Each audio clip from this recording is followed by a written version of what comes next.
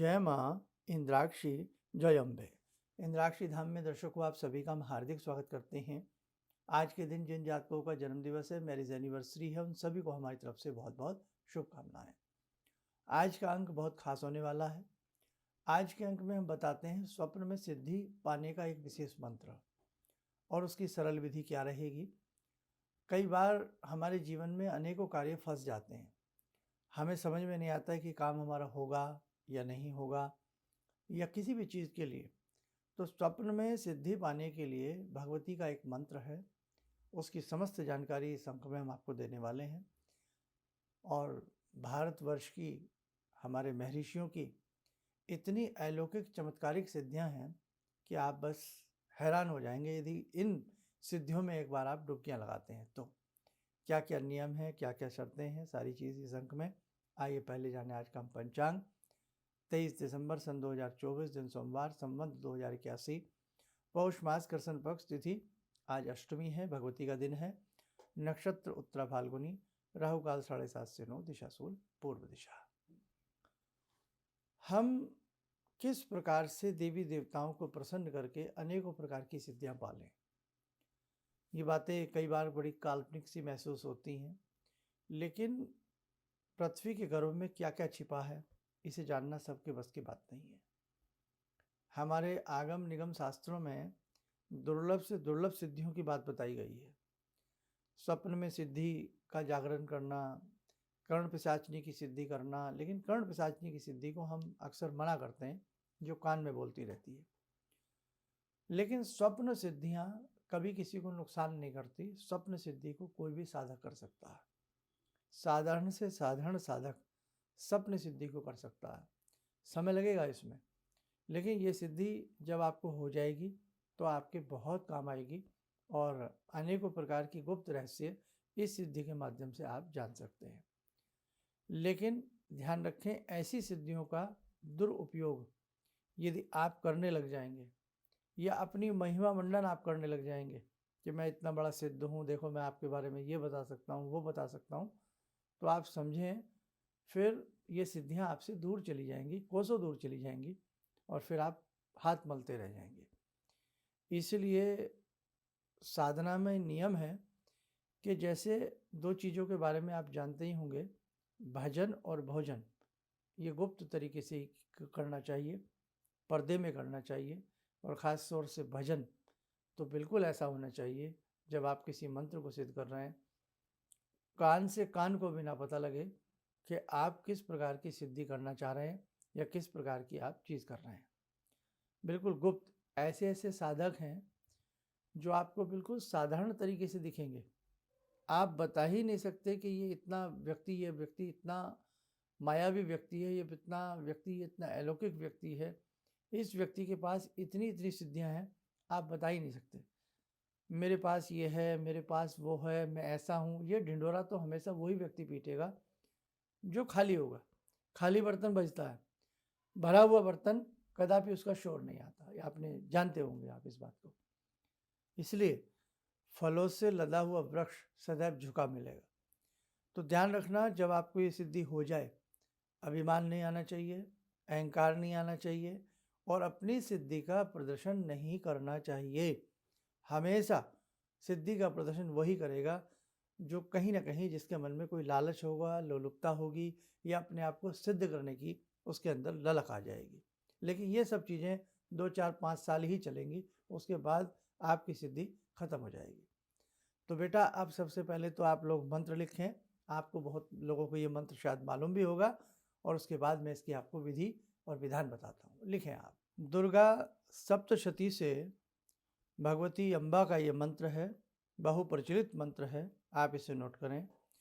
दुर्गे देवी नमस्तुभ्यं सर्व कामार्थ साधिके, मम सिद्धि मैं सिद्धिम व स्वप्ने सर्वम प्रदर्श्य। दोबारा सुने। दुर्गे देवी नमस्तुभ्यं सर्व कामार्थ साधिके, मम सिद्धि मैं सिद्धिम व स्वप्ने सर्वम प्रदर्श्य। भगवती का बहुत सुंदर मंत्र है और बेटा इतना आसान भी नहीं है कि मैंने बोल दिया और आपने ये मंत्र पढ़ा और आपको स्वप्न सिद्धि हो गई। देखो, मैं बिल्कुल आपको वो बात करता हूँ जो बिल्कुल प्रैक्टिकली बात है, मैं कभी हवा में बैठे तीर नहीं छोड़ता। आजकल तो ऐसे टोटके पता नहीं क्या क्या चल रहा है कि सुपारी नाक में सूंघ के तकिए के नीचे रख लेना, कल ही सारी सिद्धियाँ आपको मिल जाएंगी। ऐसा नहीं होता। अब ये मंत्र आप भी जानते हैं, दुर्गा सप्तशती में है। जिनके पास दुर्गा सप्तशती होगी उनको ये मालूम होगी सारी बातें। लेकिन कई बार जब हम किसी के मुख से सुनते हैं ना तो और थोड़ा अच्छा लगता है और हम प्रेरित होते हैं। लेकिन किसी भी सिद्धि को पाने में समय लगता है। अब ये मंत्र है, इस मंत्र को पहले आप कंठस्थ कर लेना, याद कर लेना। 2-4 दिन में आपको, या 1 घंटे में, 2 घंटे में, या कुछ समय में आपको ये मंत्र याद हो जाएगा। बहुत लोगों को याद भी होगा। अब ये मंत्र हमें करना कब से है साहब? ये मंत्र हमें शुक्ल पक्ष की अष्टमी से प्रारंभ करना है। इससे शुक्ल पक्ष की अष्टमी से इस मंत्र को करें। और इस मंत्र को पहले हम प्रयास करके इस मंत्र को हम कम से कम 11,000 इस मंत्र को जप लें। कितना? 11,000। या हम 1.25 लाख भी कर सकते हैं इस मंत्र को, लेकिन आप पहले 11,000 कर लो। अब 11,000 मंत्र आप कितने दिन में कर सकते हैं वो आप डिवाइडेशन अपने हिसाब से कर लेना। एक माला में 108 दाने होते हैं, मन के होते हैं। तो यदि एक माला हम करते हैं तो कितनी बार ये मंत्र हुआ? 108 बार। लेकिन 8 मत गिनो, 8 आप छोड़ दो। केवल एक माला में 100 ही दाने आप अपने मन में मानो कि आज एक माला हुई है तो हमारे 100 बार मंत्र पढ़े गए हैं। 8 क्यों छोड़ दिए? गलतियां भी हो जाती हैं, मंत्र से ध्यान भी हट जाता है।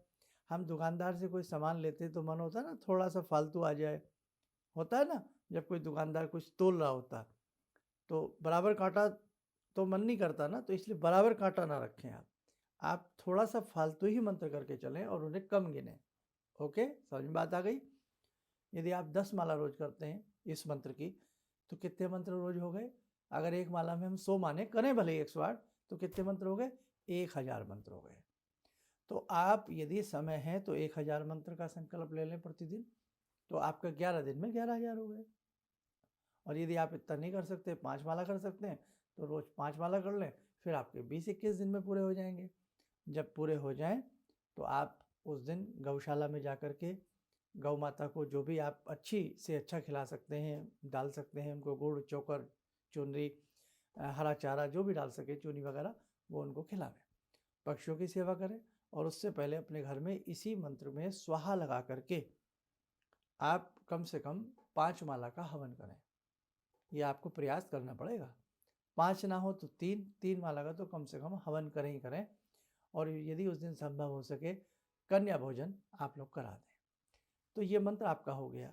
अब इसके बाद क्या करना है? जब आपने 11,000 कर लिया, हवन कर लिया, कन्या भोजन करा दिया जैसे नवरात्र में कराते हैं, और हमने जा कर के गौ वगैरह, पक्षी वगैरह को सारा कर लिया, प्रणाम कर लीजिएगा अपनी भूल चूक के लिए। हे भगवती जी जगदम्बा, हमसे कोई मंत्र साधना करते में भूल चूक रह गई है तो हमें क्षमा करना। और ब्रह्मचर्य का पालन, भूमि शयन या फिर कोई तख्त हो, बेड पर नहीं सोना, ये ध्यान रखना आप जितने दिन आपकी सिद्धि साधना चलेगी। सात्विक आहार लेना है, इसमें प्याज और लहसुन भी आप नहीं लेंगे, ये ध्यान रखना।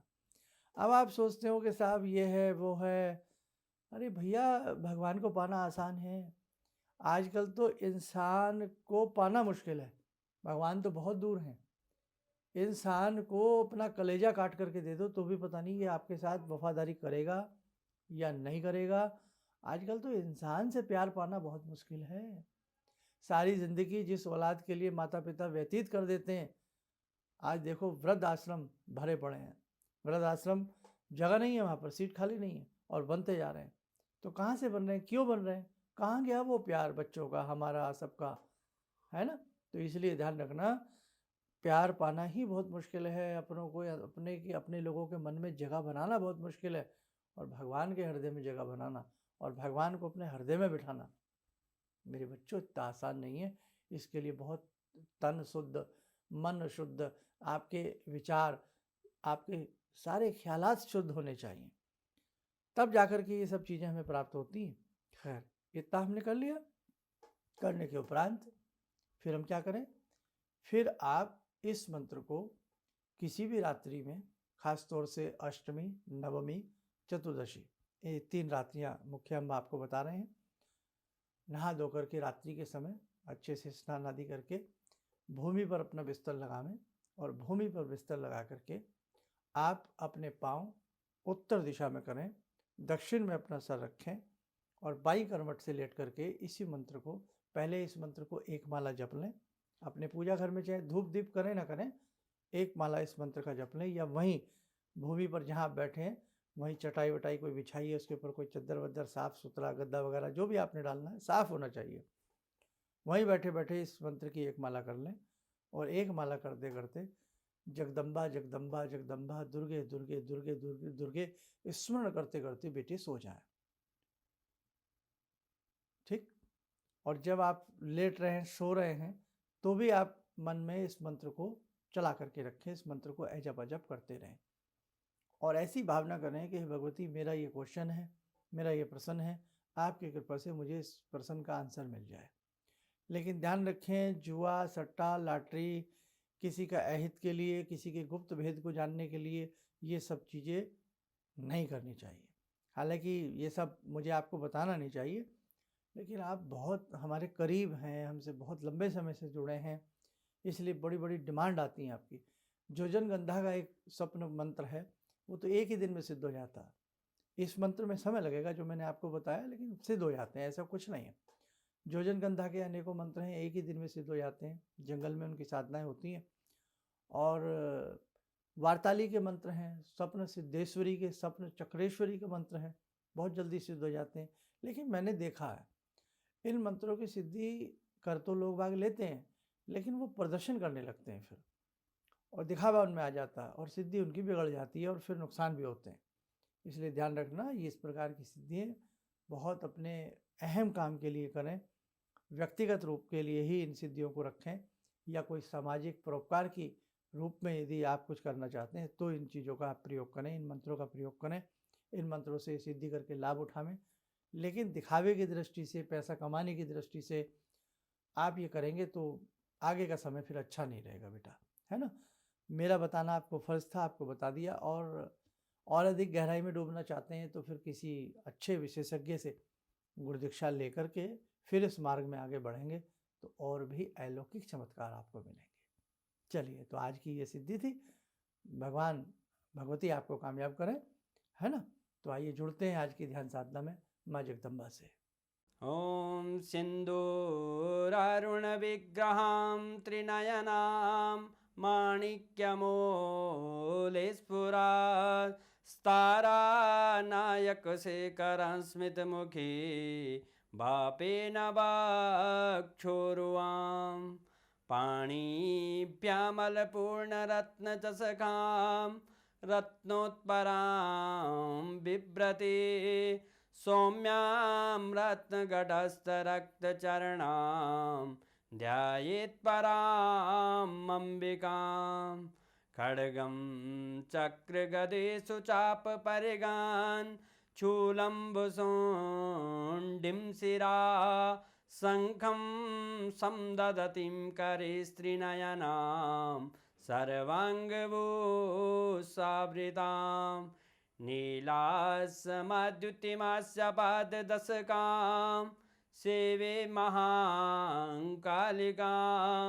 यामास्तो स्वपितैहरो कमलजो हन्तुं मधुं कैटवं विद्युद्दामसमप्रभां मृगपते स्कन्दस्थितां भीषणां कन्या विहकरवालखेटविलसा धस्ताविरासेवितां हस्तैश्चक्रगदाशिखेटविशिखां चापं गुणं तर्जनीं बिभ्राणामलिलात्मिकां शशिधरां दुर्गां त्रिनेत्रां भजे। कवच बना लें, ध्यान करें, जगत जननी का शुभ आशीष हम सबके ऊपर बरस रहा है।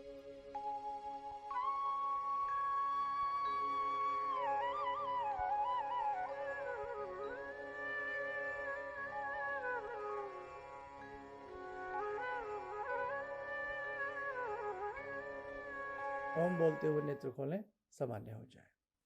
देखो साधकों, बहुत सारी चीज़ें हैं जो समय समय पर आपको बताने को मन करता है।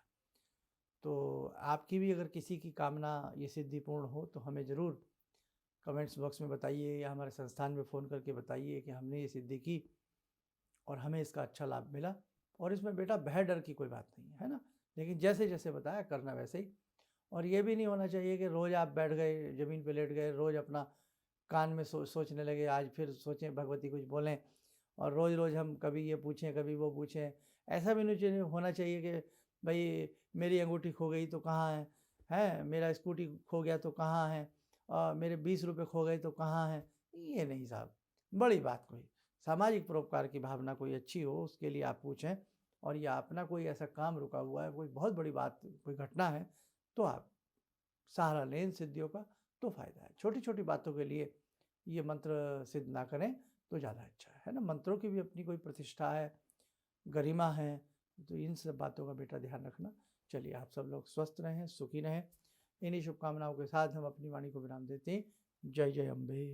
प्रोफेसर धर्मेंद्र शर्मा जी से मैंने एक बार मिली थी, और उसके बाद मेरा तबीयत इतना ख़राब हो गया था कि मैं दूसरे तीसरे हमेशा मैं डॉक्टर के पास जाती थी मिलने। मेरे हड्डियों में इतनी दर्द होती थी कि इन्होंने मुझे एक मंत्र बताया था, दैहिक दैवी भौतिक तापा रामराज कहियों नहीं व्यापा। मैंने रुद्राक्ष की माला से जपने के लिए बोला था पंडित जी, तो मैंने प्रतिदिन करने लगी, उसको मुझे बहुत लाभ मिला इससे।